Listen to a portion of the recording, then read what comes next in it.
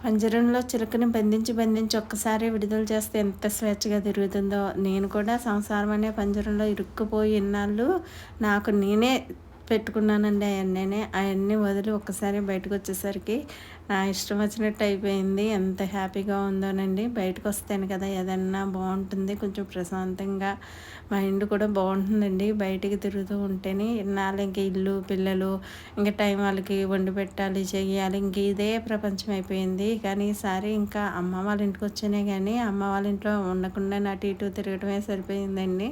ఈసారి అయితే కొంచెం ఎక్కువగానే ఎంజాయ్ చేశాననమాట నేను. ఇంకా మేము ఒక చోటికి వెళ్దాం అనుకున్నామండి. వెళ్ళిన పని వేరు. కానీ చూసినవి మాత్రం చాలా ఎక్కువగానే చూసేసామండి ఈ ట్రిప్‌లోని. అనుకోకుండా రాజమండ్రి వెళ్ళవలసొచ్చింది. వెళ్ళామండి. అక్కడ కైలాస పూరి శివాలయము, ఇస్కాన్ టెంపుల్ ఇయన్నీ చూసుకున్నాం. వీడియోస్ అయితే తీయటం అవ్వలేదు గానండి. వచ్చేటప్పుడు ఈ షిరిడీ బాబా గారి గుడికైతే వెళ్ళామండి. ధవళేశ్వరంలో ఉంటుంది. మా చిన్నతనంలో మా చుట్టుపక్కల ఎక్కడ ఉండేది కాదు. ధవళేశ్వరం బాబా గుడికే వచ్చేవాళ్ళమండి.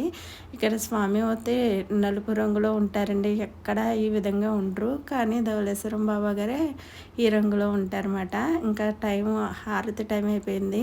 పంతులు గారు హారతి ఇస్తా ఉండండమ్మా అంటే హారతి అయ్యేదాకా ఉండి స్వామిని దర్శించుకుని ఇంటికైతే బయలుదేరిపోయామండి.